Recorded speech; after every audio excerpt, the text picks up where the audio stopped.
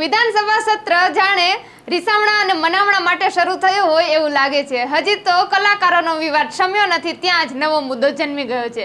ત્યારે શું છે નવો મુદ્દો અને કોણ ફરી રીસાયું છે અને કોણ મનાવશે, આવો વિગતે ચર્ચા કરીએ।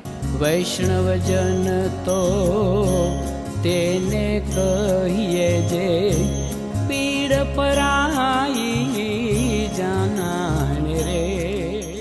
નમસ્કાર, નવજીવન ન્યૂઝ સાથે હું છું અમીષા। વિધાનસભા સત્ર ચાલુ છે, કલાકારોને બોલાવવામાં આવ્યા હતા અને અમુક કલાકારો બાકી રહી જતા તેઓ રીસાયા હતા। ત્યારે તેમના મનામણા કરવા માટે ફરી એક વખત 26 અને 27 તારીખે તેમને બોલાવવામાં આવ્યા હતા, પરંતુ તેઓ ગયા નહોતા। હજી આ મુદ્દો પૂરો નથી થયો, ત્યાં જ નવો મુદ્દો ચાલુ થઈ ગયો છે અને નવો મુદ્દો ભાજપના જ કાર્યકર્તાઓમાં રીસામણા મનામણા ચાલુ છે। ત્યારે અમદાવાદ ઠક્કર બાપા ઇન્ડિયા કોલોની અને સેજલપુર વિસ્તારના કાર્યકર્તાઓને વિધાનસભા જોવા લઈ જવાનું હતું, પરંતુ એવા લોકોને લઈ જવાનું હતું કે તે લોકોને સિલેક્ટ કરવામાં આવ્યા હતા। ત્યારે કેટલીય મહિલાઓએ તેમના વોટ્સએપ ગ્રુપમાં બળાપો કાઢ્યો છે। અમદાવાદ લોકસભા 108 નામના વોટ્સએપ ગ્રુપમાં મહિલા કાર્યકર્તાઓએ પોતાનો બળાશ ઠાલવતા કહ્યું છે કે શું અમે મૂર્ખ છીએ?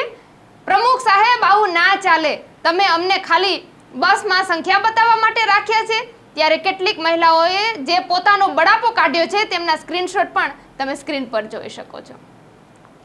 ત્યારે આ મહિલાઓ કહી રહી છે કે જય હો વાલા દવલા કરવા વાળા, શું અમને મૂર્ખ સમજી રહ્યા છો?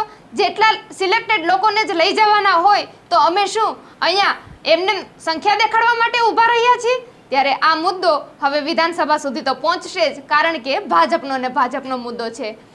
કલાકારોના તો રીસામણા મનામણા ઋષિકેશ પટેલ કરી રહ્યા હતા, પરંતુ હવે ભાજપના જ કાર્યકર્તાઓના રીસામણા મનામણા કોણ કરશે એ હવે જોવાનું રહ્યું। ત્યારે કલાકારોને ફરી વખત બોલાવવામાં આવ્યા હતા, તો શું ભાજપના કાર્યકર્તાઓને પણ ફરી વખત બોલાવવામાં આવશે? આવનારો સમય બતાવશે।